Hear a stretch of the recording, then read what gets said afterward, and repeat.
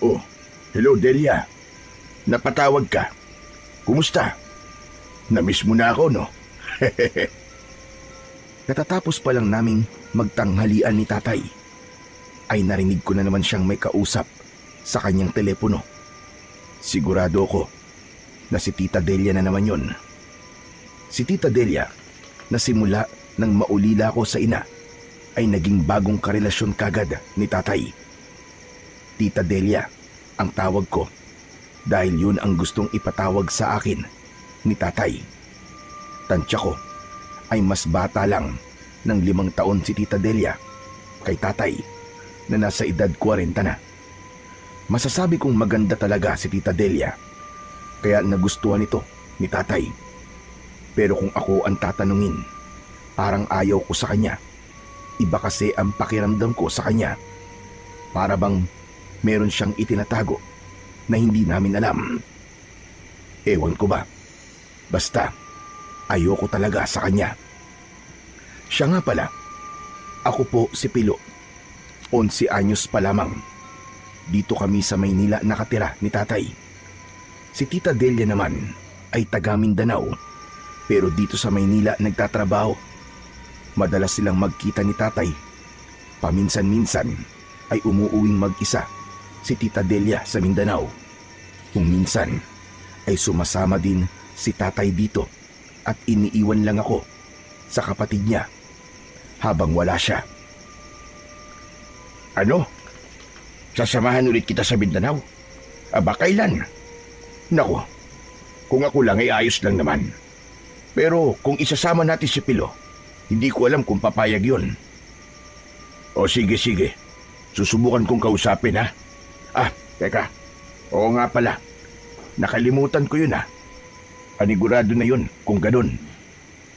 Napakunot ang noo ko nang marinig kong pinag-uusapan na naman nila ako. Ewan ko ba, pero parang bigla kong nakaramdam ng kaba sa isiping isasama nila ako sa Mindanao. Medyo kinilabutan ako.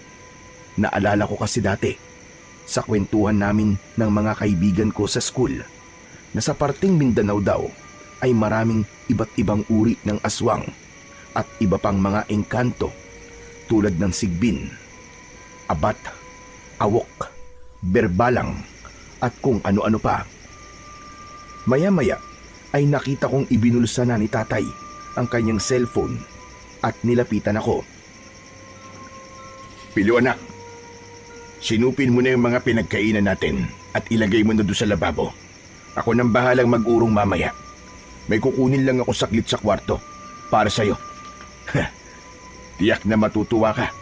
Regalo sa'yo yun ng Tita Delia mo. Sige po tay. Pero bakit po pala may regalo siya sa akin? Malayo pa naman po ang birthday ko. Bakit? Sa birthday lang ba pwedeng makatanggap ng regalo? Mas okay nga yung may nagbibigay sa'yo ng regalo kahit walang okasyon eh. Ibig sabihin lang nun, naaalala ka at importante ka sa kanila.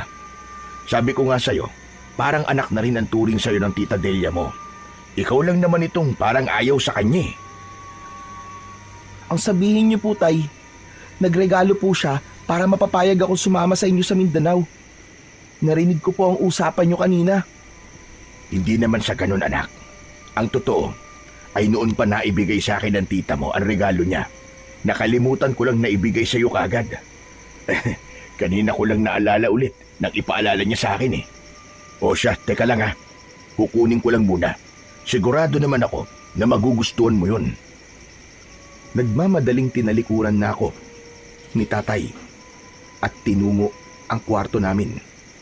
Ako naman ay nakasimangot na sinimulang sinupin ang aming pinagkainan. Akala naman nila mapapapayag kagad nila akong sumama sa Mindanao. May pariga-regalo pa silang nalalaman. Kung pagkain, hindi ko tatanggapin. Baka mamaya may lason pa yun eh. Wala talaga akong tiwala kay Tita Delia. Mata pa nga lang niya, parang may tinatago ng hindi maganda eh. Kung pera naman, pwede ko naman sigurong tanggapin. At least, hindi naman ako malalason sa pera eh. Kung laruan, pwede na rin siguro. Masisira rin naman yun eh. Pero ang mas magandang regalo siguro yung mawala na lang siya ng tuluyan sa buhay ni tatay. Hindi talaga ako boto sa kanya. Nang ilapag ko na ang huling kubyertos sa lababo, ay saka naman pabiglang lumitaw si tatay sa likuran ko. Nagulat ako sa kanya, syempre. Tiyaran! Oh, eto ang regalo mo, anak. Grabe ka naman, tay, nagulat ako sa'yo. Bigla-bigla ka na lang sumusulpot. Ang laki-laki pa naman ng boses niyo. Eto na, anak. Hulaan mo kung ano ang laman ng box na ito. Pero teka pala, narinig ko ang ibinubulong mo tungkol sa tita Delia mo, ha? Gusto mo pala siyang mawala sa buhay ko, ha? Bakit? Hindi ka ba boto sa tita Delia mo? Maganda naman siya. Simbait din ng nanay mo at maalalahanin pa. Eto nga, oh, may regalo ka sa kanya. Sigurado, magbabago ang loob mo sa kanya kapag nabuksan mo na ito. O ayan, ikaw na magbukas ng regalo, anak. Ako mismo ay hindi ko alam kung ano ang laman yan. Basta ang sabi ng tita Delia mo, sigurado raw na magugustuhan mo yan.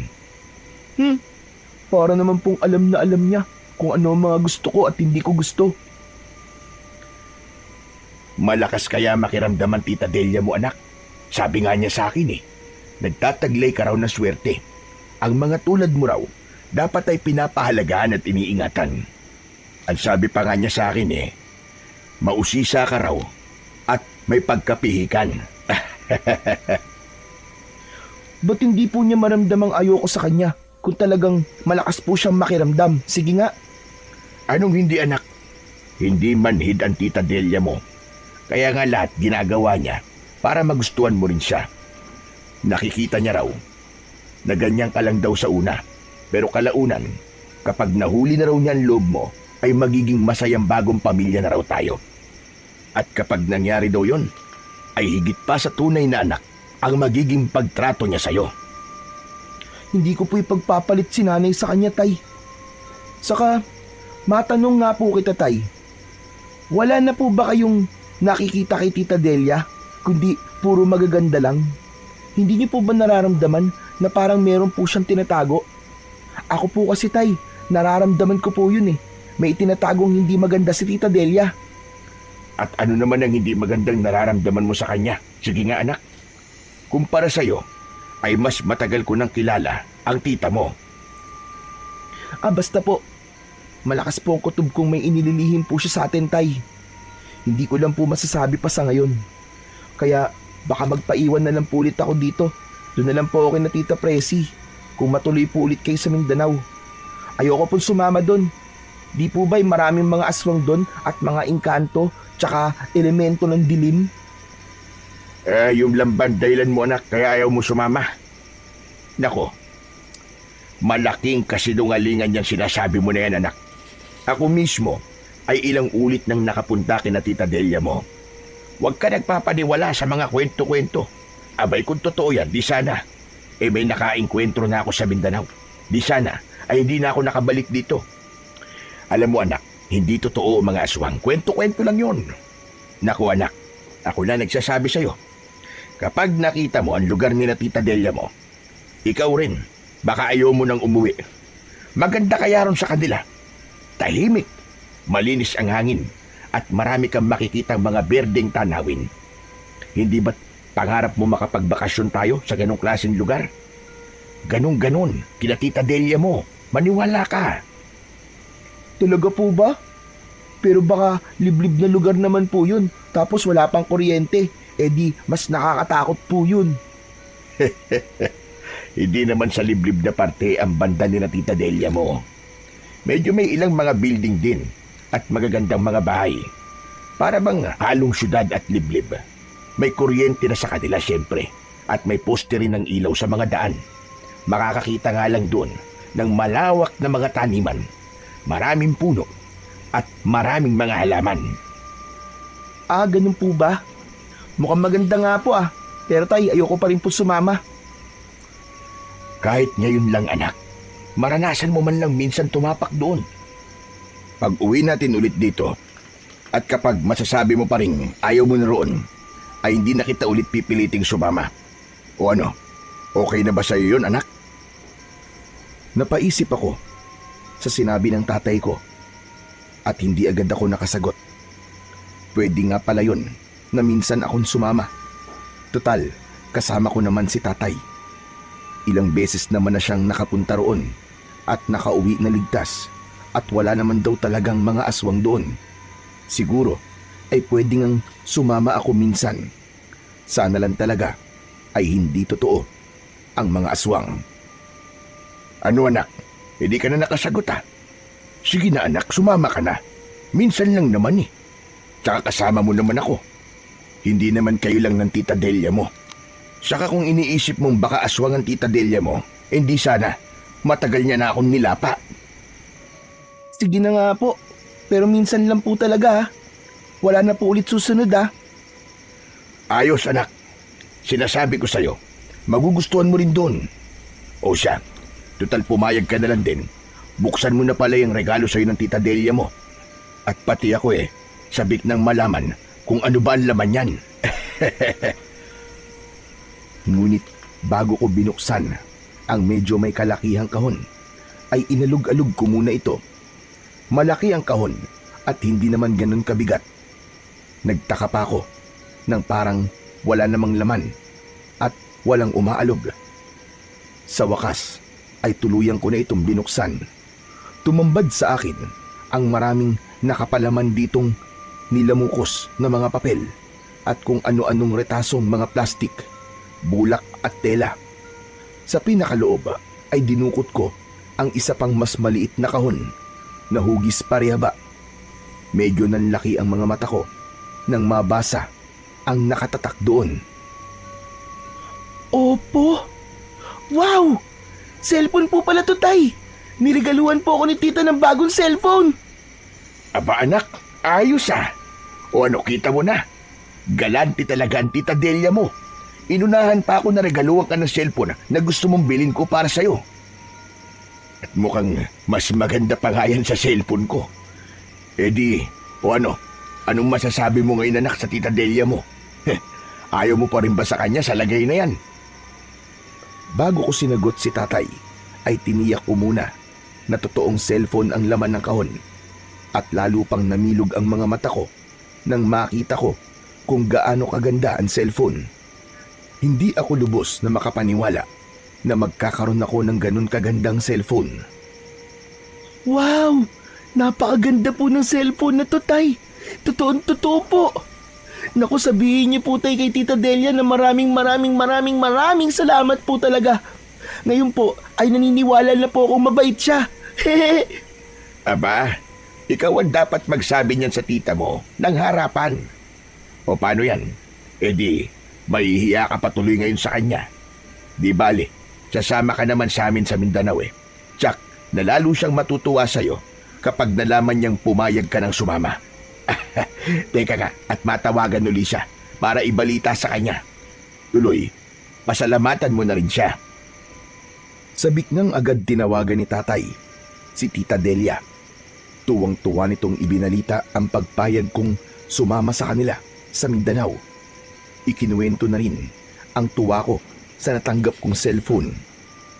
Iniabot pa sa akin ni tatay ang cellphone at pinagpapasalamat ako kay Tita Delia.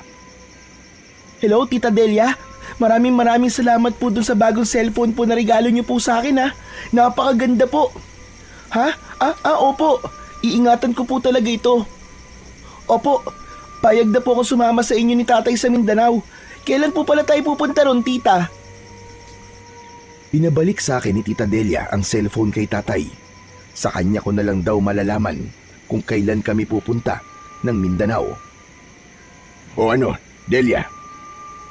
Ano ka mo? Aba, bakit parang ang bilis naman yata? Akala ko ba sa 1 linggo pa tayo pupunta?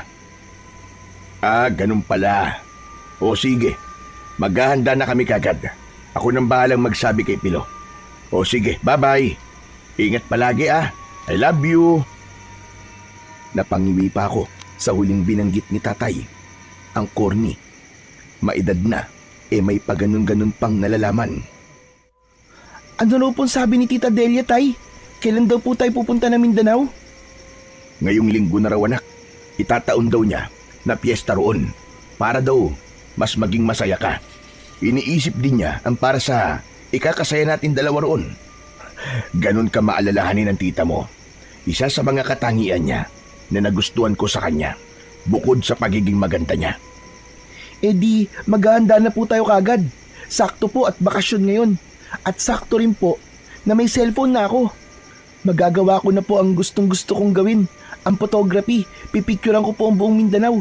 At ipapasikat ko po sa mga kaklase ko sa pasukan. Ay nako, ikaw talaga anak. May kayabangan ka rin ano? O siya sige, ihanda mo na mga gamit mo. Bukas makalawa tayo aalis. Ibibiling ko na rin sa tita Presi mo itong bahay natin habang wala tayo. Sige po, tay. Naku, ito palang mga hugasing plato, tay. Sabi niyo po, kayo na po maghuhugas.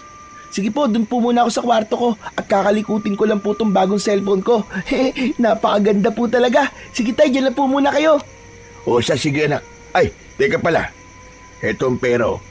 Bumili ka ng bago mong SIM card. Dito SIM ang bilin mo ha. Ako nang bahalang i-register ang SIM mo.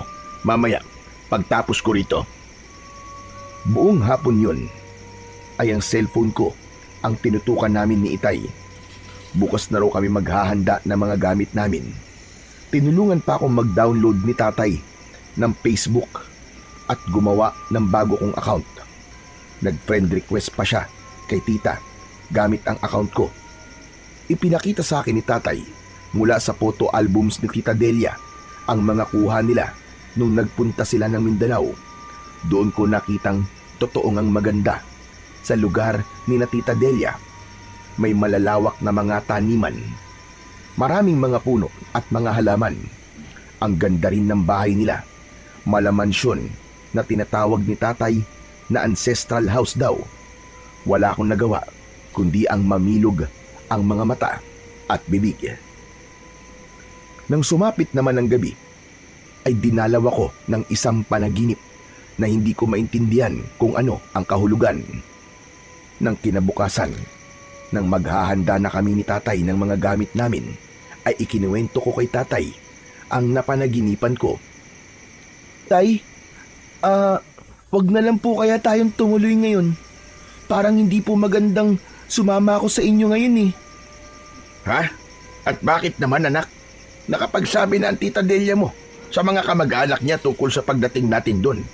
Nagpahanda na raw siya para sa munting salo-salo natin doon at piyesta nga roon.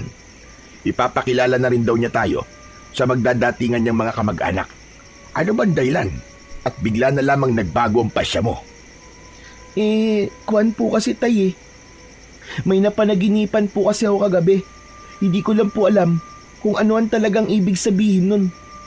Pero para pong may hindi po magandang mangyayari sa akin doon kapag sumama po ako. Pambihira, ano ba naman kasi ang napanaginipan mo?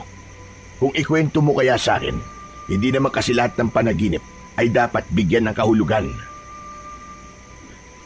Bago ko sinimulang ikwento kay tatay ang napanaginipan ko, ay dinukot ko muna ang cellphone ko sa bulsa.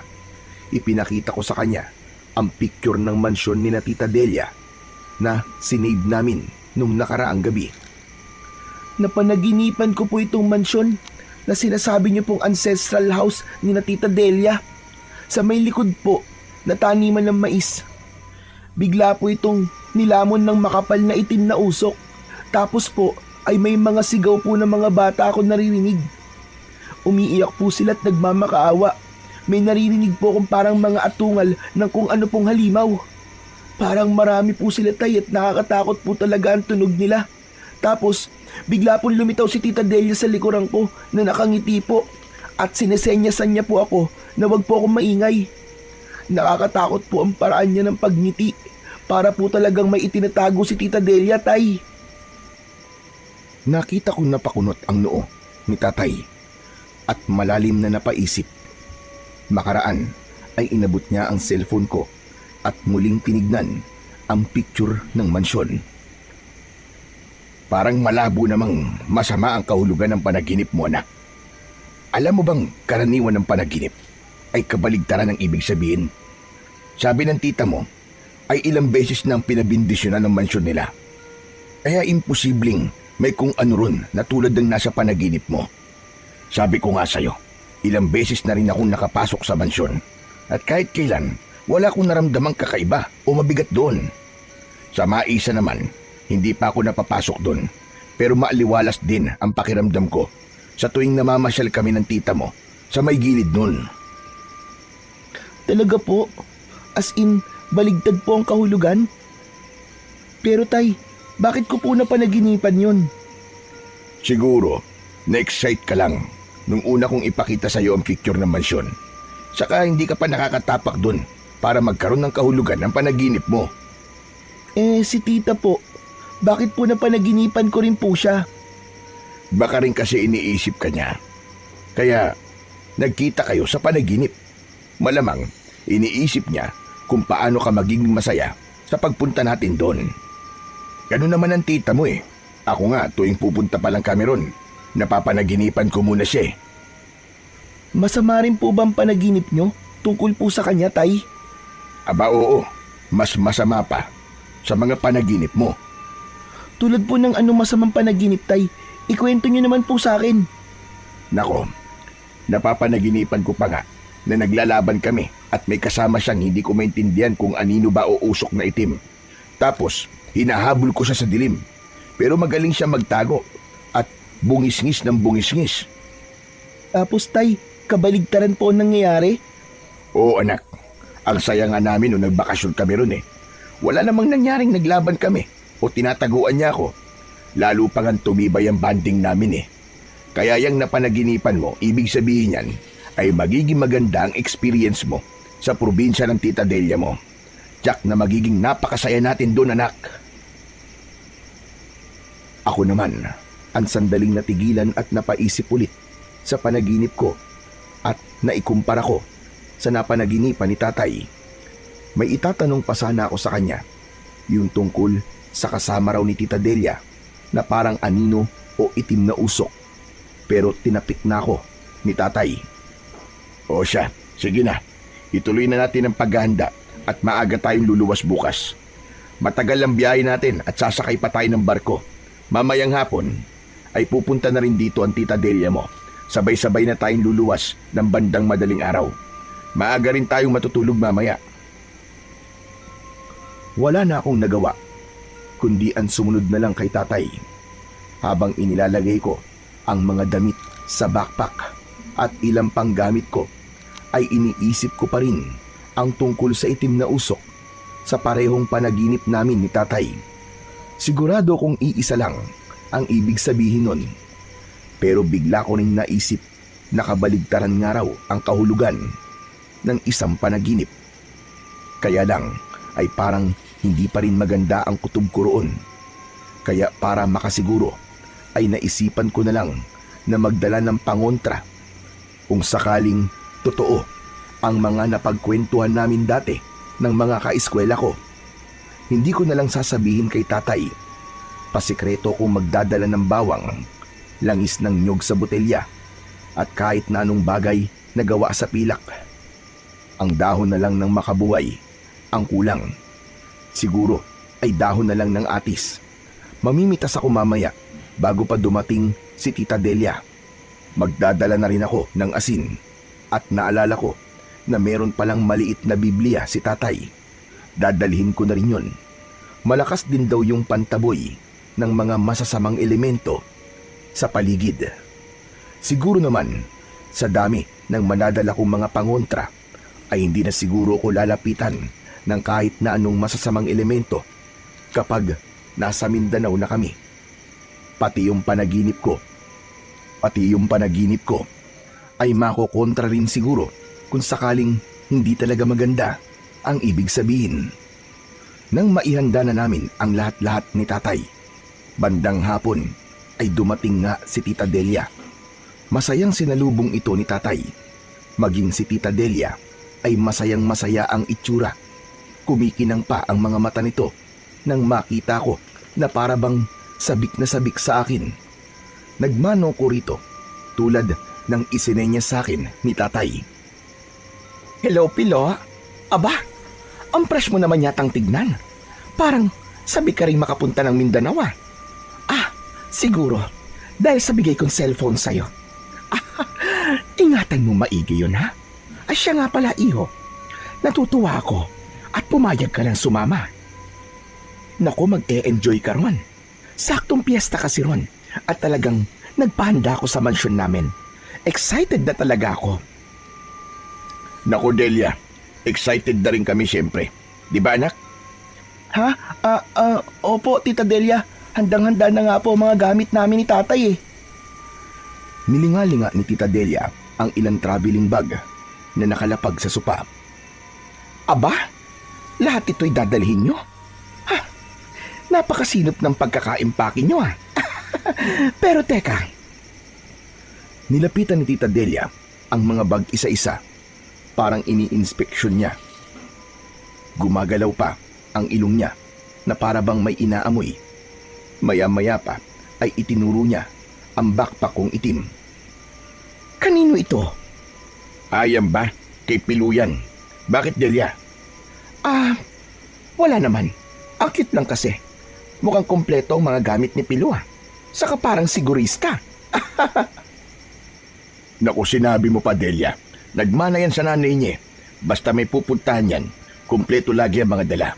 Pati mga bagay na hindi inaasahan pinaghahandaan. Kaya yung nag-impake kami, ay hinayaan ko na lang siya. At magtatalo lang kami kung pakikialaman ko pa siya.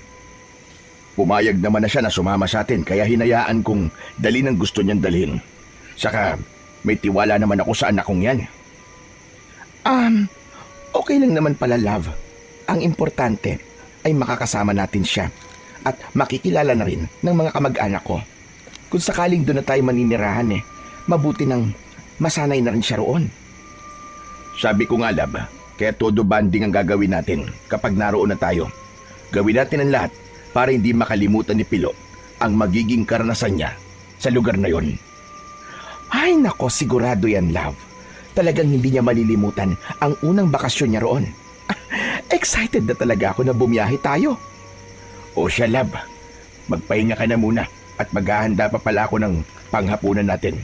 Iluluto ko ang paborito niyong dalawa ni Pilo. Sa'yo ay adobong manok, kay Pilo ay adobo rin. Adobong sitaw. Nasasahugan ko rin ng hinimay na manok. Naku, tutulungan na lang kita, love. Hindi naman ako gaanong pagod Anong hindi? Galing ka pa nga sa trabaho, hindi ba? Oo, galing ako sa trabaho pero hindi naman ako masyadong napagod doon. Basta, love, ako nang bahalang magluto. Hindi mo rin naman kabisado ang timplang gusto ni Pilo. Magbanding na lang muna kayong dalawa riyan. O kaya, kwentuhan mo si Pilo tungkol sa mga kaugalian sa lugar nyo.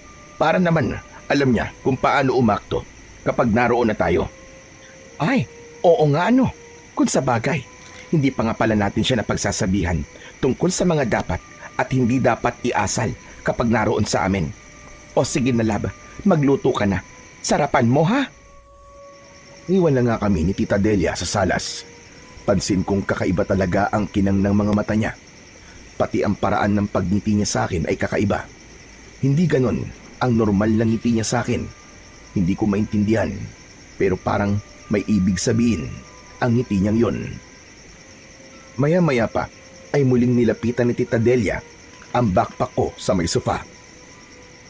Kakaiba ang amoy ng bag mo, Pilo. Ano ba kasi mga dinala mo? Wala naman po akong ganong dinala, tita. Mga damit lang po at ilang laro ang mapaglilibangan ko po. Sigurado ka? O siya, sasabihin ko sa'yo kung ano ang mga bawal gawin sa lugar namin para hindi ka mapahamak doon. Kapag sa tingin mo ay may mga nadala kang hindi pwede roon, ay iwanan mo na lang ha. Hindi parehas ang kaugalian doon at dito sa Maynila. Sige po, tita. Makikinig po ako sa mga sasabihin nyo. Hindi naman po ako mahirap pagsabihan At sinabi na nga sa akin ni Tita Delia ang mga dapat at hindi dapat gawin kapag naroon na ako sa Mindanao. Unang sinabi niya, karamihan daw sa kanila ay mga Muslim, kaya bawal daw magdala at maglabas ng Biblia. May curfew pa raw doon sa gabi, kaya bawal ang nasa labas pa ang mga bata sa gabi. Hindi rin daw ako pwedeng basta-basta na makipag-usap sa mga hindi kilala. Kaya kapag naroon na raw kami, ay sa kanya lang daw dapat at sa mga kamag-anak lang niya dapat makinig at hindi kung kani-kanino. Huwag daw basta maniniwala sa mga sabi-sabi mula sa mga estranghero. Importante raw doon ang kagandahan ng asal. Kapag sumakay naman tayo sa barko, ay i-check din ang mga bag natin. At kung may makikitang sa tingin nila ay hindi dapat, kukumpiskahin nila yon. Kaya huwag ka na magtataka kapag biglang may nawala sa mga gamit mo, ha? Sinagot ko si Tita Delia na medyo napapakamot ng ulo. Opo, tita. Tatandaan ko po mga sinabi niyo sa akin. Medyo maigpit din po pala ron sa inyo, no? Oo naman. At yun ay para rin naman sa ikabubuti. Kaya sa amin ay payapa roon at hindi katulad dito na magulo. Kaya i-check mo ulit ang mga dinala mo, ha? Iwan mo na ang mga bagay na sa tingin mo ay hindi pwede roon. Maagang maaga tayong luluwas kasi bukas. Maaga kaming natulog ng gabing yon. Nang kalaliman na ng gabi, ay dinalaw na naman ako ng isang panaginip. Isang bata na hindi nalalayo sa edad ko ang nagpakita sa akin. May suot ito sa leeg na kung ano-anong pintas at may mga nakasukbit din sa bewang na kung ano-anong kagamitan at mga botelyang may mga laman na langis. May hawak din itong sibat na may pahid din ng langis. Kahit saan ako magpunta ay sumusunod ito sa akin. May sinasabi ito pero wala naman tinig na lumalabas sa bibig. Sumisenyas din na wag daw akong maingay. Kasunod ng senyas na paggilit sa leeg sa pamamagitan ng hintuturo nito at pabiglang pagulat sa akin na para bang sinasabing may halimaw sa paligid na lalapa sa akin kapag nag-ingay ako. Hanggang sa lumuwas na kami ng bandang madaling araw ay naguguluhan pa rin ako sa ibig sabihin ng panaginip kong yun. Hindi ko na yun naikwento pa kina tatay at tita Delia dahil sa pagmamadali namin. Yun nga palang munting Biblia ni tatay, maalala ko, ay hindi ko iniwanan sa bahay. Sa halip na nasa bag ay ibinulsa ko na lang ito. Binalot ko na lang ng pabalat ng chocolate para akalaing pagkain ko lang ito kung sakaling kapkapan ako sa sakayan ng barko. Sa sakayan ng barko naman, nang nasa checking point na kami, ay biglang nagpresenta si Tita Delia na siya na muna ang bahala sa pagpapacheck ng mga bag. Ay, Pablo, love, ako na munang bahala rito. Yung ticket na lang muna natin ang asikasuhin yun ni Pilo. Tawagin ko na lang kayo kapag ipapasok na mga bagahe natin. Okay, love. Pilo anak, tara sa ticket counter at magbabayad pa tayo. Saglit lang naman siguro ang pila roon. Agad naman akong sumama kay tatay. Pero habang papalayo kami, ay bigla kong nilingon si tita. Napansin kong binubulungan niya ang baggage checker. Nang bigla siyang lumingon sa gawin namin, ay agad ko ring binawi ang tingin ko.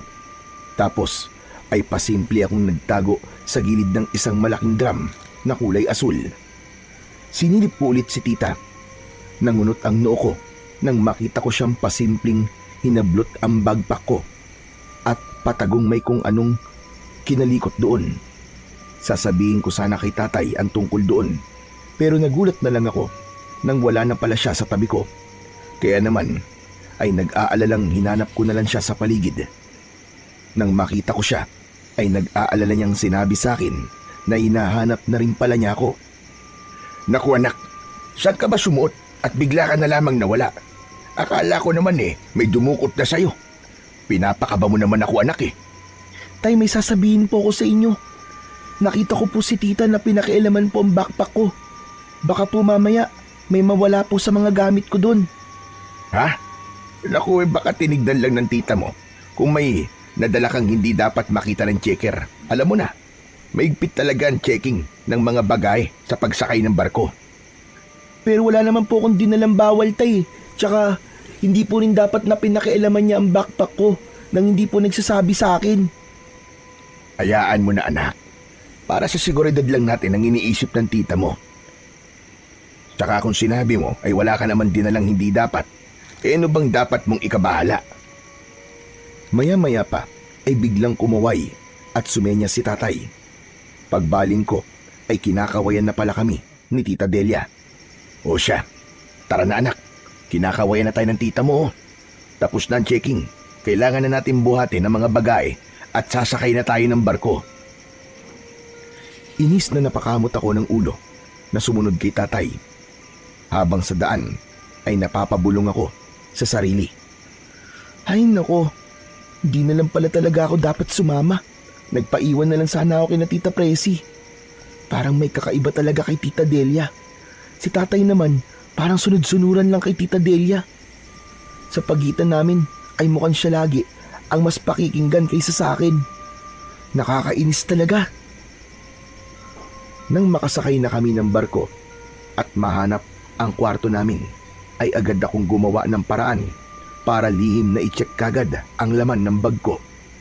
Nangunot ang noo ko at malalim na napaisip nang mapag-alaman kong nawawala ang mga dinala kong ilang piraso ng bawang, botelya ng langis ng nyog, mga bagay na gawa sa pilak at ang ilang dahon ng atis.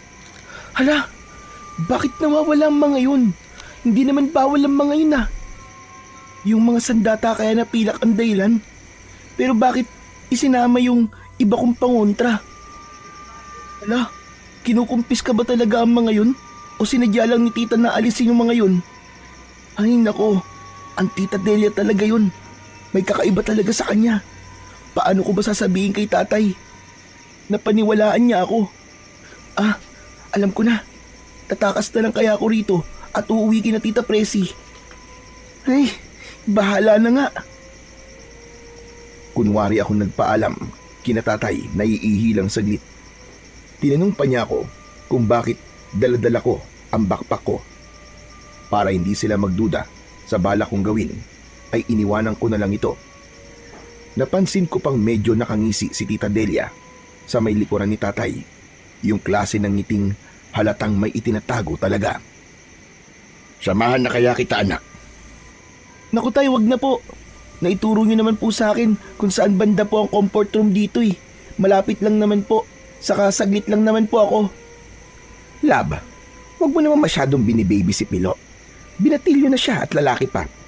Dapat ay tinuturuan mo rin paminsan-minsan ay kumilos siya ng independente. Saka, mawawala pa ba siya rito sa barko? Eh napakaliit lang naman dito. Inayagan na nga ako ni tatay na umihing mag-isa. Dali-dali akong lumabas. Pero sa halip na sa CR ako dumiretso, ay sa deck kagad ako pumunta.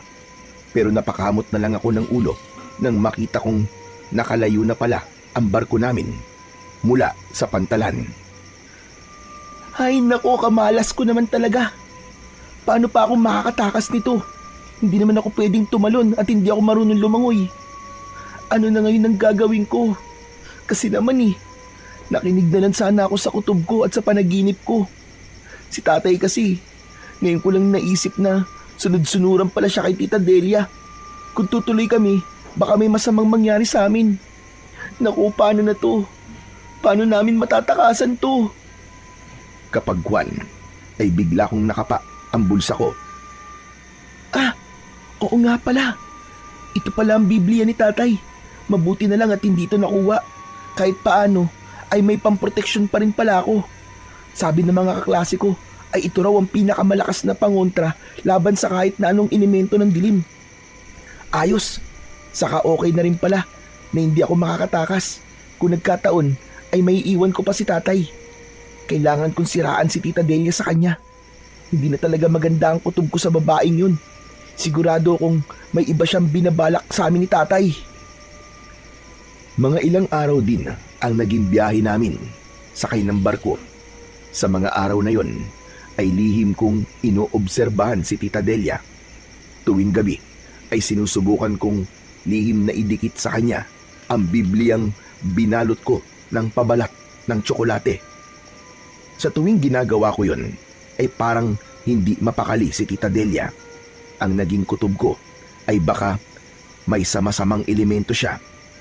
Ilang gabi ring paulit-ulit kong napapanaginipan si Tita Delia sa mansyon nila at yung batang lalaki. Hindi ko nga lang maikwento-kwento kay tatay dahil palagi na lang silang magkadikit ni Tita Delia. Hanggang sa makarating kami, kina Tita Delia ay wala akong magawa para makapagsumbong kay tatay.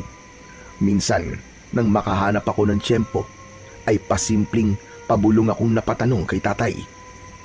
Tay, matagal pa po ba tayo dito kina Tita Delia? Hindi naman gaano anak, mga 2 linggo lang siguro. Teka, bakit ba parang gusto mo na kagad umuwi? Kasi po, ilang araw pong pabalik-balik po ang panaginip ko Katulad pa rin po nung dati na naikwento ko po sa inyo. Saka, tignan nyo nga po yung mansyon ni na Tita Delia Parang nakakatakot pong pumasok. Saka yung taniman po ng mais sa likod ng mansyon. Parang ang bigat po ng pakiramdam ko habang tinatanaw ko yun. Gusto ko na po talagang umuwi, tay. Ayoko pong magtagal tayo rito. Ano ka ba? Huwag kang maingay anak. Baka mamaya marinig ka ng Tita Delia mo. Sabihin pang umaarte ka lang. Kung kailan nandito na tayo saka mo pa sasabihin yan. Saka ganyan talaga sa umpisa. Natural lang yan.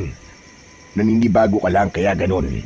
Huwag mo na lang gaanong isipin niyang nararamdaman mong yan. Basta tay, hindi ko po maintindihan pero talagang kinakabahan po ako Mukhang hindi po ako magiging masaya rito, tay. Maya-maya, sa gulat namin ni tatay, ay bigla na lang nagsalita si Tita Delia mula sa likuran namin. Hindi namin napansin na nakalapit na pala siya sa amin. Bandang una ay bumabati pa ito sa mga kaanak na sumasalubong sa amin. Hep, hep! Anong pinag-uusapan niyong mag-ama, ha? Hay nako, Pilo. Napaka-imposibleng hindi ka magiging masaya sa pagpunta mo rito. Tignan mo naman ang mga kaanak ko, Tuwang-tuwa silang makita ka. Sinisigurado ko sa'yo, magugustuhan mo rito. Don't worry, gagawin ko ang lahat para hindi mo malilimutan ang magiging karanasan mo rito. Hindi mo pagsisisiyang sumama ka rito. Saka isa pa, napaka-importanting narito ka. Ikaw ang pinakamahalaga naming bisita. Kita mo na anak, ang Tita Delia mo na ang naniniguro sa'yo na magiging memorable ang pagsama mo sa amin dito. Masayang banding ang mangyayari sa atin dito sa loob ng 2 linggo. Saka nakikita mo naman kung gaano kakulay ang pista nila rito. Ilabas mo na kaya ang cellphone mo at mag-picture-picture ka na. Ang daming magagandang shots ang makukuha mo sa paligid Totoong makulay ang nangyayaring pista sa paligid. Maraming iba't ibang kulay na mga banderitas. May banda, may mga nagsasayaw sa mga kalsada at may kung ano-ano pang mga palaro. Masaya ang mga tao sa paligid. Parang gusto kong magpahawa sa masiglang atmosfera. Pero hindi ko magawa. Ramdam ko talagang may mabigat na kung ano sa paligid na hindi ko maipaliwanag. Tignan mo naman ang ilang mga bata sa paligid, Pilo. Ang saya-saya nila, di ba? Teka, akin na nga yung cellphone mo at pipicturean ko sila. Ang cute ng mga bata. Bibihira na lang silang lumabas at nagsasaya na katulad nito. Palagi na lang nasa tabi nila ang mga magulang nila. Hay, kung noon pa sana ganito. Pero di bale. Inilalabas ko pa lang ang cellphone mula sa bulsa ko ay mabilis kagad itong hinablot ni tita. Sa mga mata niya ay naroon ang pagkasabik sa tinatanaw na mga batang naglalaro sa di kalayuan. Atat na kinuhanan niya ang mga ito ng larawan. Pagkaraan ay muli nitong tinignan ang mga kuha at ipinakita sa akin. Oh, tignan mo mga kuha ko, Pilo. Ang gaganda. Pagkaabot ko ng cellphone ay agad ko namang tinignan ang mga kuha ni tita. Habang iniisa-isa ko ay biglang napako ang tingin ko sa pinakahuling kuha. Medyo napakunot ang noo ko sa isang pamilyar na bagay sa larawan. May isang batang nakasimangot na parabang nagmamasid sa paligid at eksakto pang nakatingin sa kamera. Hindi ako maaaring magkamali. Kamukhang kamukha nito ang bata sa aking panaginip. Nangahaba ang leeg na hinahanap ko ang lokasyong kinaroroonan ng batang yon. Nagulat pa ako nang makita ko itong nakatingin sa akin. Medyo kinabahan pa ako nang ang paraan ng pagkakatitig nito ay parabang Tinatansya ako. Medyo naningkit ang mga mata nito. Oh, bakit parang humahaba ang leg mo, anak? Ano bang meron sa paligid? Anong hinahanap mo? Sinenyasan ko si tatay na yumuko at may ibubulong ako. Nakita ko po yung batang nasa panaginip ko, tay. Ha? Sigurado ka ba? Ba't nasaan? Nang ituturo ko na kay tatay ang bata sa panaginip ko, ay natigilan ako nang mapansing wala na pala ito sa dating pwesto kanina. Ayun po, oh. Nye, nasan na po yun? Nandun lang po yun sa bandaron kanina, itay. Nakatayo po sa tabi ng posting yun ng ilaw. Nakatingin nga po sa akin na para bang kilala rin po niya ako. Nako, baka namamalikmata ka lang, anak. Saka, papahapon na pala. Teka, baka pinaglalaroan ka ng kung anong elemento, anak. Kaya nakakapanaginip ka. Tapos nakikita mo pa, kamo ngayon. Ipapatingin na nga kita sa albularyo rito. Binalingan ni tatay si Tita Delia na noon ay abala na ulit sa pakikipagtsikahan sa sumasalubong na mga kamag-anak. Delia, lab, maya-maya nga ipatingin natin sa albularyo tong anak ko. Ha? Bakit naman? Anong dahilan? Ito kasing si Pilo, nakapanaginip daw ng isang bata at ngayon mismo ay nakita raw niya. Baka ika ko pinaglalaroan ng kung anong elemento ang anak ko. Pero mariin akong napailing sa mga sinabi ni tatay. Para makumbinsi siya, ay ipinakita ko ang picture sa cellphone ko at itinuro ang batang lalaki sa panaginip ko. Tay, ito po, tignan nyo. Ito po yung batang lalaki na sinasabi ko po sa inyo na nasa panaginip ko. Hindi po ako pwede magkamali. Siya po yun. Sigurado kang itong batang lalaki talaga na ito, yun nasa panaginip mo, anak? Opo, tay, siya po talaga. Patingin nga ako, love. Baka kilala ko at pupuntahan natin. Bihira lang kung lumabas ang mga bata rito kasi. Nakakunot ang mukhang pinakatitigan ni Tita Delia ang larawan ng batang lalaki sa panaginip ko. Kapag kuwan ay parang napapaisip ito ng malalim. Hindi ko kilala ang batang ito. Ngayon ko lang ito nakita. Nako, baka nga kung anong elemento ito, Pablo. Kailangan nga nating ipatingin mamaya si Pilo. Tamang-tama, may kilala akong magaling na albularyo. Maya-maya lang ay puntahan na natin kagad at baka kung mapano pa si Pilo. Naku, mabuti na lang pala at napicturean ko. Saka, ano ba nasa panaginip mo, Pilo, tungkol sa batang ito? Si tatay ang nagkwento ng tungkol sa panaginip ko. Paniguradong isang elemento nga ang batang ito. Bakit naman kasi ngayon nyo lang sinasabi sa akin? Di sana una pa lang ay may nagawa na ako para hindi na napapanaginipan pa ni Pilo. Mukhang may hahad lang pa yata sa... Ano, lab? Hahad lang saan? Ang ibig ko sabihin mukhang may hahad lang pa yata sa lubusang pag-i-enjoy sana natin dito, love. Di bale, ipapakontra natin mamaya kay Sandro. Sandro? Sinong Sandro? Yung magaling na albularyo na kilala ko, love. Kahit na anong masamang elemento sa paligid, ay walang palama sa kanya. O siya, tara na muna sa loob. At nang makapagpahinga na tayo saglit at para masinop na rin natin ang mga gamit natin. At pagkapahinga natin, pupuntahan kagad natin si Sandro. Kailangan maunahan natin ang batang elemento na yon bago pa sumapit ang dilim. Nang sandaling yon, ay nakaramdam ako ng kaba. Napakaparin ako sa munting Biblia sa likod ng bulsa ko.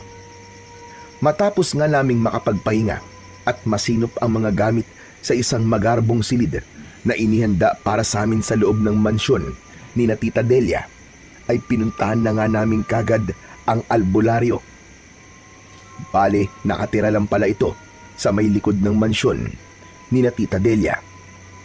Dumaan pa kami sa taniman ng maisan, pero hindi kami mismong sa loob ng maisan dumaan. Pumagilid kami. Habang dumaraan nga kami roon, ay kabadong-kabado ako. Paano naman ay ramdam na ramdam ko ang bigat sa dibdib ko. Tapos ay parang may nararamdaman pa akong malamig na simoy ng hangin na nanggagaling mismo sa maisan. Kakaiba ang lamig na yon, samantalang paglabas namin kanina ay medyo maalinsangan naman.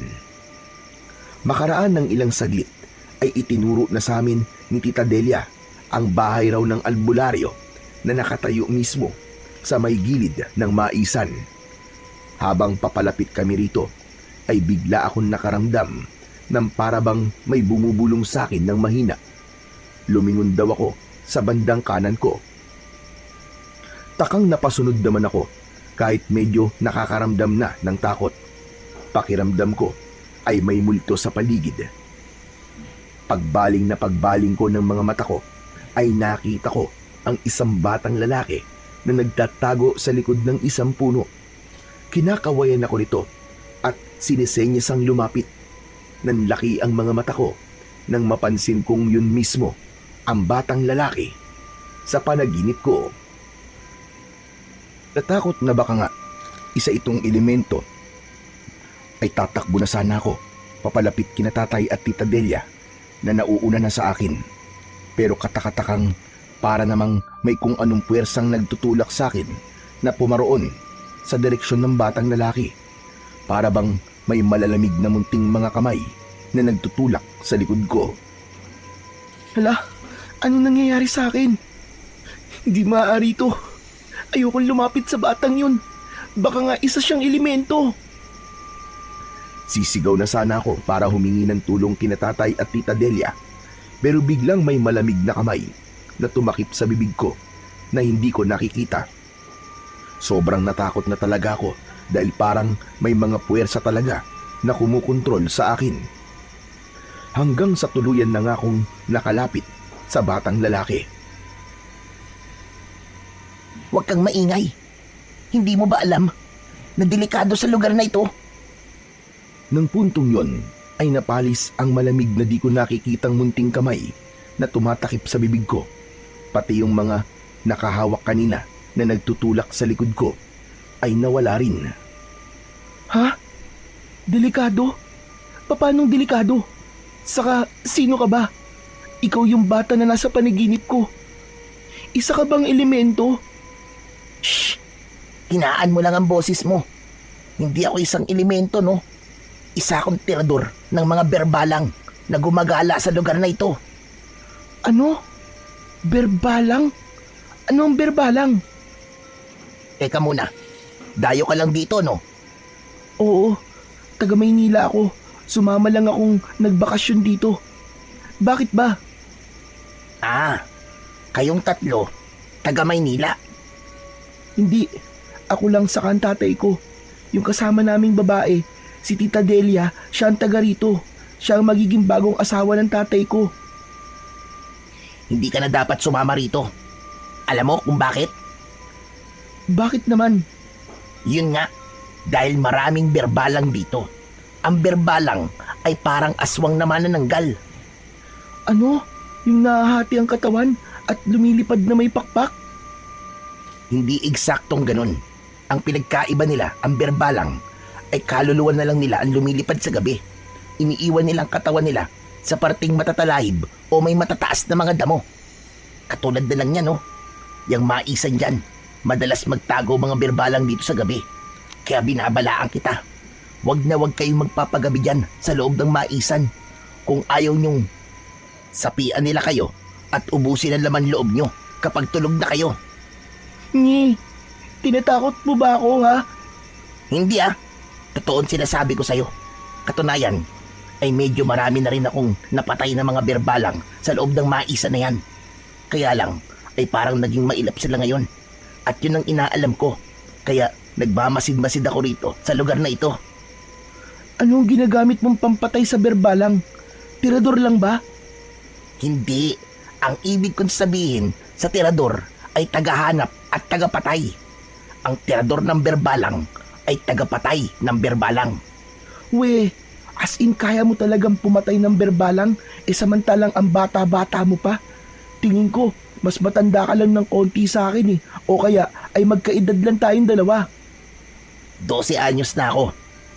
Naging tirador din ako Kasi tirador din ang lolo ko na nagpalaki sa akin. Mula nung mawala na siya at iniwan ako dahil sa katandaan ay ako na ang pumalit sa kanya. Sa kanya ko natutunan ang maraming paraan kung paano humanap at pumatay ng mga berbalang na gumagala rito. Ah, ganun pala. Pero sigurado ka bang hindi ka masamang elemento? Kasi kanina, parang may malalamig na mga kamay na nagtutulak sa akin para puntahan ka. May tumakip nga sa bibig ko at para bang kinokontrol nila ako kanina. Saka isa pa, bakit napunta ka sa panaginip ko? Sa panaginip ko pa nga, sinesenyasan mo ako na huwag maingay dahil mamamatay ako kung mag-iingay ako. Talaga? Napanaginipan mo ako? Ano pa napanaginipan mo tungkol sa akin? Ikwento mo nga lahat. May aalamin lang ako. Pero teka, ano nga palang pangalan mo? Ako'y si Pilo. Ikaw, anong pangalan mo? Revin. Revin ang pangalan ko. Ikinuwento ko kay Revin ang lahat ng napanaginipan ko. Yung maisan, si Tita Delia, yung maitim na usok at yung parang may mga bulong na nagmumula sa maisan. Mga bulong mula sa maisang ito? Anong klaseng mga bulong? Bulong ba ng matanda o bulong na parang sa mga bata? Bulong na parang sa mga bata. Yung iba pa nga ay parang umiiyak at tumihingi sa akin ng saklolo. Yung iba pa ay para namang natatakpan ng kanilang mga bibig kaya hindi ko ganong maintindihan ang ibinubulong nila sa akin. Aha! Malamang ay mga kaluluwa ng mga batang nabiktima ng mga berbalang ang bumubulong sa'yo. Sigurado kong mga kaluluwa ng mga batang nawawala rito sa lugar namin ang mga yon. Ang hindi ko lang maintindihan ay kung paano sila napadpad dito sa maisan. Ang kwento sa akin dati ng lolo ko, hindi raw nangingidnap ng mga bata ang mga berbalang. Hindi na nila kailangan gawin yon dahil sumasapi naman sila sa tao kapag papagabi na para makapambiktima. Teka, matanong ko pala sa'yo, Revin. Parang tao rin ba ang berbalang sa umaga? Nalalaman ba kung ang isang tao ay isa palang berbalang? Hindi tao ang mga berbalang. Mga lalaki sila na mukhang mga demonyo. Sa gabi lang sila lumalabas. May mga sungay sila sa noo. At may malalapad na mga pakpak na kung titignan ay parang sa paniki. Tapos may buntot din sila. Maitim sila at matigas sa mga katawan. Ang mga mata nila ay mapupula at katulad ng mga mata ng pusa. Grabe, sobrang nakakatakot sila kung tutuusin. Sabi mo ay sumasapi sila sa tao, di ba? Ibig sabihin, yung sinapian nila ay magiging berbalang na rin, ganun ba? Hindi ganun yon. Ang nasapian na nila ay kakainin na nila ang laman loob. Mamamatay na ang katawang yun pagkatapos nun. At pagkatapos nilang umalis sa katawan ng kanilang sinapian. Bakit, Pilo? May nakaharap ka na bang tao na parang sa pusa ang mga mata? Wala pa naman. Naiisip ko lang kasi ang Tita Delia ko. Naikwento ko siya sa'yo, di ba, sa panaginip ko. Iba kasi ang kutob ko sa kanya. Inalis pa nga niya sa bag ko yung mga pangontrang dinala ko eh. Ang naiwan na lang sa akin ay ito. Inilabas ko ang munting Biblia ni Tatay mula sa bulsa ko. Ito, maliit na Biblia. Sa tuwing idinidikit ko to sa kanya, para siyang hindi mapakali at hindi makatulog sa gabi. Duda rin ako sa tita mo. Kanina pa lang, nang makita ko kayong dumating at nagpicture-picture siya sa mga bata. Alam mo bang, pinilit ko lang ang ibang mga bata na lumabas. Kasi nga, nag-oobserba ako. Inaalam ko kung ano ang dahilan ng sunod-sunod at bigla na pagkawala ng mga bata rito sa amin na nangyari kailan lang. Dahil nga rin doon, kaya hindi pinapayagan ng mga magulang dito na maglakwatsa ang mga bata na walang kasamang mga matatanda. Mga kaibigan ko lang ang napapapayag ko dahil kinakausap ko ang mga magulang nila. Kaya pala sinabi sa akin dati ni Tita Delia ko na bawal daw ang nasa labas ang mga bata kapag gabi na. Saka, totoo bang bawal dito ang Biblia? Nako, hindi Ang totoo ay malakas na sandatayan laban sa mga masasamang elemento sa paligid. Dito pa lang, siguro naman ay naniniwala ka ng hindi ako elemento tulad ng inaakala mo. Kung elemento ako, di sana. Kanina pa kita iniwasan dahil dyan sa dala mong Biblia. Maya-maya ay nagulat kami nang biglang may sumigaw sa paligid. Sina tatay at tita Delia. Hinahanap na ako. Naku, hinahanap na ako ni tatay at tita Delia. Paano yan? Babalik na ako ah. Tatalikuran ko na sana si Revin, pero saglit niya akong pinigilan. Teka sandali, Pilo. May importanteng mga bagay muna akong sasabihin sa'yo. Ano naman yun? Makinig kang mabuti, Pino. Huwag na huwag kayo magpapagabi sa maisan na to o kahit saan pan lugar na matatalahib o mapuno.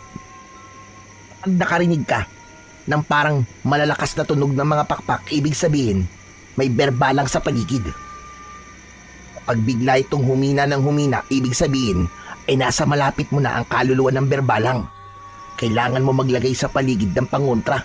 Kailangan lagi mong hawak yung Biblia mo. Huwag na huwag mong ilalayo sa'yo. Teka, bibigyan pala kita ng iba pang mga pangontra. Heto, mga langis, pangontra na kinakatakutan ng mga berbalang.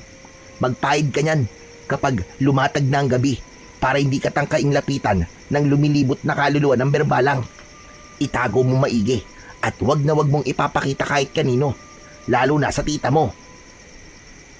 At muli kong narinig ang malakas na pagtawag ni tatay at tita Delia sa pangalan ko. Salamat dito, Revin ah. Sige, aalis na ako. Tsaka mapapagalitan ako nito. O sige, mag-iingat ka. Saka siya nga pala. Huwag na huwag mong sasabihin ang tungkol sa akin ha. Huwag mong babanggitin na isa akong tirador ng berbalang. Huwag na huwag ka rin magtitiwala sa tita Delia mo. Sigurado akong may itinatago siya sa inyo ng tatay mo. Magkita na lang tayo ulit dito bukas. Obserbahan mo pa rin pala ang tita mo. At pag-usapan natin bukas ang mga naobserbahan mo. Tuluyan ko na ngang iniwanan si Revin at bumalik na ako kung nasaan ako kanina. Tay! Tay! Tita Delia, nandito po ako. Nadapa po kasi ako sa banda ron eh. Sobrang sakit pa nga po ng paa ko kaya nagpahinga po muna ako saglit. Sorry po kung hindi ko po kayo kagad sinabihan. Nilapitan ako nang nag-aalalang tatay ko. Samantalang si tita Delia naman ay halata ang pagkainis. Matapos ako nitong tignan mula ulo hanggang paa, ay alerto nitong inilibot ang paningin sa kabuuan ng maisan na para bang sinisiguradong walang kahit na sino ang nasa paligid, maliban sa aming tatlo. Naku, patingin niya ako ng paa mo, anak. Oh, wala ka namang kahit gasgasa. Sigurado ka bang nadapa ka lang? Opo, tay. Nadapa lang po talaga ako. Hindi naman po ganun kagrabe. Sumakit lang po kasi ang paa ko kasi para po ako natapilok eh. Teka, ano yan nakaumbok sa may bulsa mo, Pilo? Nagulat ako nang biglang kapain at dukutin ni tita Delia ang laman ng bulsa ko nang wala man lang pasabi. Kinabahan tuloy ako. Ano ito? Bakit meron ka nito, Pilo? Sino nagbigay sa'yo nito? Saka ito, aba, maliit na Biblia pala laman nito ha. Hindi ba sinabi ko sa'yo na hindi ka kailangan magdala nito? Ang tigas din pala ng ulo mong bata ka. Pwes, dahil di ka nakikinig, pasensyahan tayo kung mapahamak kayo mag-ama dahil dito. Ha? Anong ibig mo sabihin, Delia? Na mapapahama kami dahil lang sa Bibliang yan? Saka bakit naman bawal magdala ng Biblia rito? Ano bang meron? Hay nako, kung nakikinig lang sana sa akin ng anak mo, Pablo. Pinagsabihan ko na siya. Pero ngayon, baka wala na akong magawa pa kapag nalaman nyo kung bakit bawal magdala ng Biblia rito. Albularyo lang ay sapat na sana. Nakita kong parang nalilito si tatay habang ibinubulsa ni tita Delia ang mga kinuha sa akin. Halatang wala rin siyang alam sa pagbabawal na yon ni tita Delia. Napapatingin pa siya sa akin na nagtatanong ang mga mata. O siya, bilisan na natin kumilos. Anong oras na Malapit na sumapit ang takip silim. Saka, kayo nga ang mauna. Doon ang punta natin sa kubong yun. Doon nakatira si Sandro, yung albularyo na sinasabi ko sa inyo. Hindi na nakapagsalita pa si tatay. Nakakunot ang noo na sumunod na lang kami sa utos ni tita Delia. Ako naman ay panakanakang nililingon si tita Delia. Napansin kong nanlilisik ang pagkakatitig niya sa akin at para bang nagbabanta. Ibubulong ko sana kay tatay pero napansin kong pati si tatay ay sinasamaan na nito ng tingin. Talagang doon na ako kinabahan. Parang hindi ko nakilala si Tita Delia ng mga oras na yon. Ilang saglit pa ay nandun na kami sa kubo ng sinasabi niyang albularyo. Nang tumaupo kami, ay agad itong lumabas na para bang inaabangan talaga ang pagdating namin. Oh, Delia, narito ka na pala. Teka, sino itong mga kasama mo? Napansin kong parang may mabilis na isinenya si Tita Delia sa albularyo yon na dahilan naman para umaliwalas ang muka ng lalaking sa tansya ko ay kaedad lang ni tatay. Asikasuhin mo muna itong mag-ama, Sandro. Itong bata ay si Pilo. Maganda ka ng mga halamang herbal at tignan mo raw kung nai-elemento siya. Ipaganda mo rin sila na maiinom ng tsaa. At siya nga pala, total ay pahapon na. Dito na rin siguro muna kami magpapalipas ng gabi. Nakakapagod kasing tumawid yan sa maisan. Malayo-layo rin simula sa mansyon. Biglang sumingit si tatay. Ano ka mo? Dito tayo magpapalipas ng gabi, mahal. Okay lang ba sa'yo? Nakita ko namang tumaas ang mga kilay ng albularyo. Nagtatanong ang mga mata nito kay Tita Delia. Pasimple namang kinindatan ni Tita Delia ang albularyo. At nang makita kong nahuli ko siya, ay sinamaan ako ng tingin. Nagbabanta.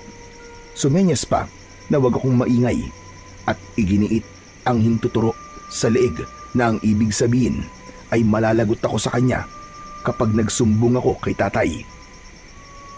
Okay lang naman sa akin, mahal. Bakit ayaw mo ba? Bala ko pa namang maglabing-labing tayo rito mamaya. Yung kakaibang labing-labing. Maya-maya pa ay biglang napaigtad si Tita Delia. Ay, sus Mariosep! Ano ba itong napakainit? Hindi magkamayaw na dinukot ni Tita Delia sa bulsa ng suot niyang palda ang botelyang kinuha niya sa akin kanina na bigay sa akin ni Revin. Nagtaka ako nang makita kong medyo nagliliwanag ang laman nun. Anak ng, ano ba ang laman nito? At bakit ganitong parang umiilaw at mainit? Aray! Aray ko! Biglang pumutok ang botelya at sumaboy sa balat at palda ni Tita Delia ang laman nitong langis. Dahil dito ay natatarantang agad siyang sinakluluhan ng albularyo. Anak nang, mukhang langis ng tirador ng berbalang ang inilabas mo, Delia. Tsaka bakit meron kang taglay na ganyan? Delikado tayo kapag nalaman nilang may ganyan tayo. Galit na tinitigan ako ni Tita Delia habang umaalon ang paghinga nito.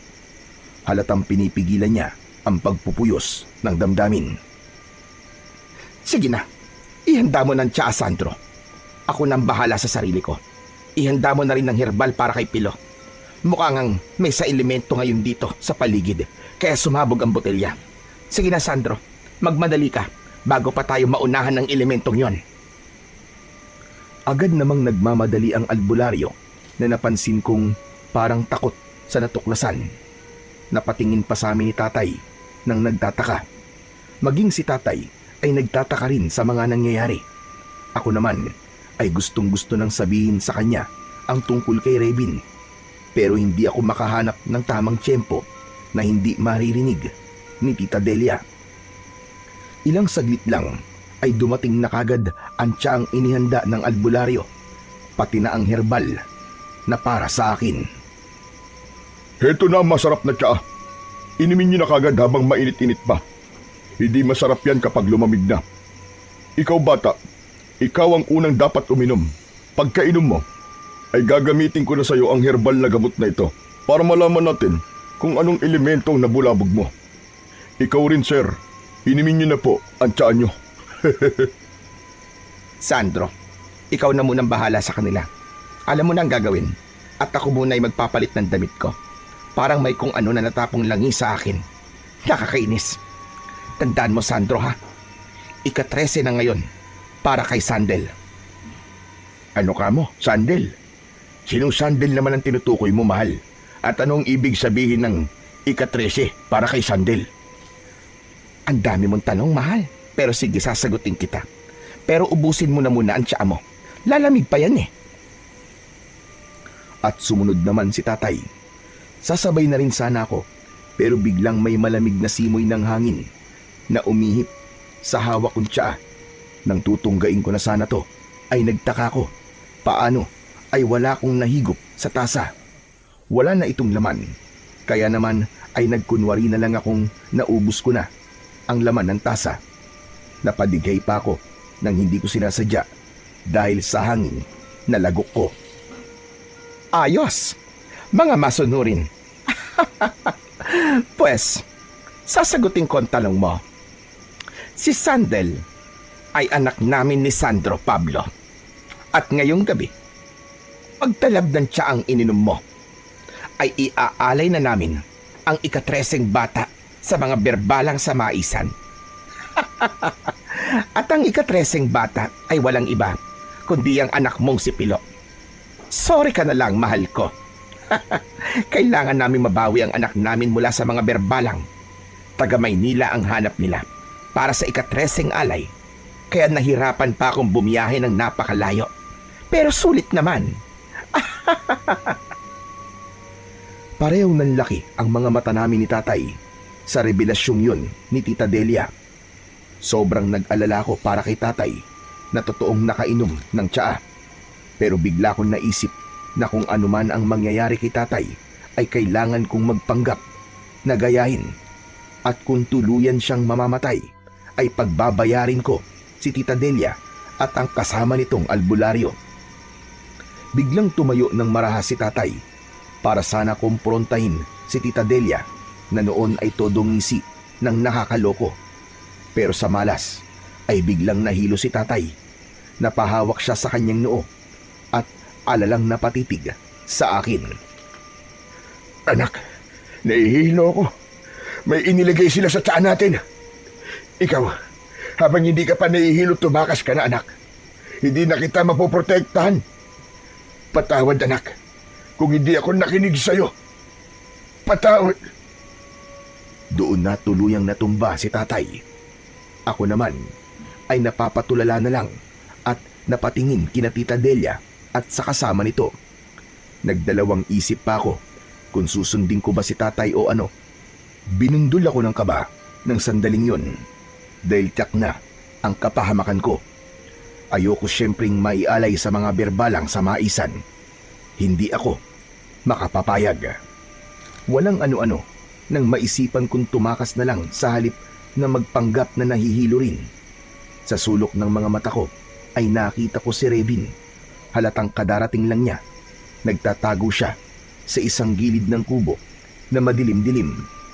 Nalaman ko na lang na siya yon dahil sa suot niyang parang medalyon na malamlam na nagliliwanag.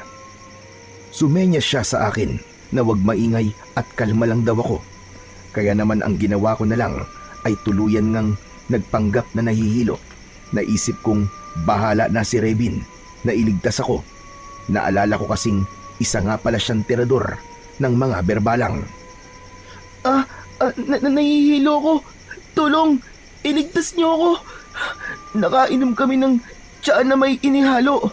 Hindi ako pwedeng mamatay at may alay sa mga berbalang. Tulong! Tulong! Kawawang bata ka naman. Walang tutulong sa'yo rito dahil walang makakarinig sa'yo. Lalo mo lang ginigising ang mga berbalang sa maisan. Sandro, sige na. Ilabas mo ng tali at talian mo na yan para maialay na natin. At na akong mabawi at makita ang anak natin. Pati na ang Pablong yan ay talian mo na rin. Mahirap ng talian yan kapag nawala na ang talab ng pampatulog. Ibibigay na rin natin yan sa mga berbalang. Habang nagkukunwari akong wala ng malay, ay palihim akong nakatitig sa pwesto ni Revin. Patuloy siyang nakasenya sa akin na wag maingay. Napansin kong may kung ano itong ginagawa, parang may mga taling inilalagay sa may kinaroroonan.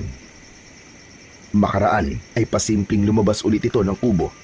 May butas pala itong nilika sa dingding kung saan ito dumaan.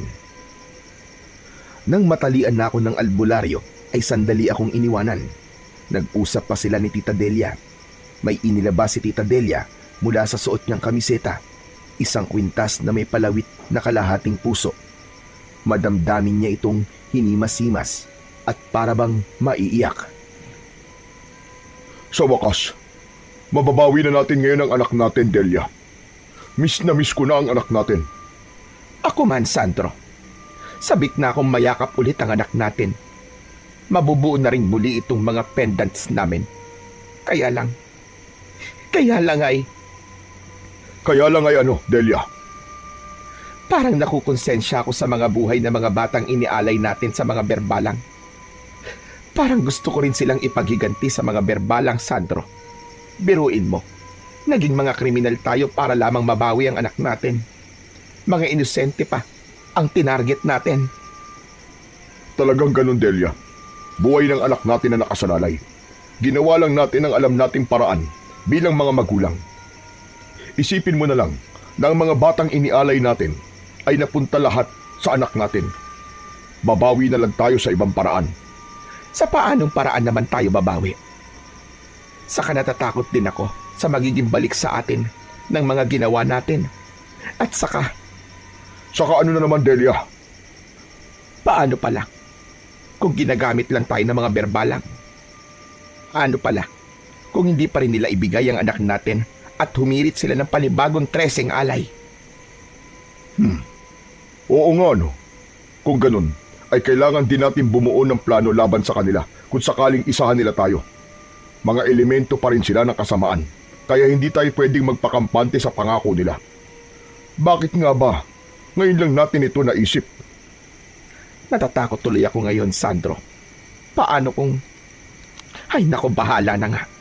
Basta kapag naibigay na natin ang huling alay ngayon at nabawi na natin si Sandel, ilabas kagad natin ang mga pangontra natin. Naihanda mo na ba ang mga yon, Sandro? Oo, naihanda ko na ang lahat. Tsaka ganito ang gawin natin para masiguro nating maibigay muna nila si Sandel.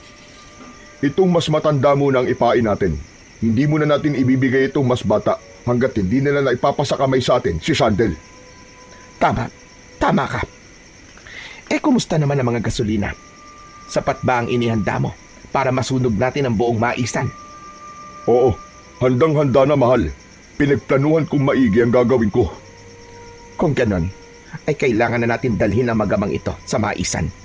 Dating gawi tayo. Bubuhatin sana kami ni na Tita Delia at ng albularyo na siya palang totoong asawa ni Tita Delia. Nang walang ano-ano ay kumalabog ang mga bintana ng kubo. Nagbukas sara ang mga ito ng paulit-ulit. Nang pasimple kong ibinaling ang paningin ko sa bandang kinaroroonan ni Rebin, ay nakita kong hila-hila niya ang mga tali na inihanda nito kanina. Yun na pala yun. Sa bintana pala yun ikinabit. Aba, ano nangyayari sa bintana, Sandro? Mukhang may tao sa labas. Tignan natin at malalagot ang sinumang nangahas na pumarito. Isama na rin natin sa alay. Sige, kunin mo ang panabas mo, Delia. Kukuhanin ko rin ang akin. Bigla kong iniwan ng dalawa at tinignan ang mga bintana. Doon naman sinamantala ni Rebin na agad akong lapitan at kalagan. Paano ang tatay ko, Rebin? Kailangan maitakas din natin si tatay. Huwag mo masyadong lakasan ang boses mo. Huwag ka mag-alala sa tatay mo. May pangontra ko rito sa ipinainom nilang pampatulog sa kanya. O yan, ikaw na ang tumuloy sa pagkalag sa tali mo. Ang itay mo naman ang aasikasuhin ko. Alertuhin mo rin ako kapag pabalik na ang mag-asawa, ha? Sige, bilisan mo. Kinakabahan talaga ako. Malalagot tayo kapag nahuli nila tayo. May mga panabas pa naman sila. Hindi ko kakayanin kung ano ang pakiramdam ng matabas. Nangingilo ako. Ramdam ko rin ang kaba ni Rebin.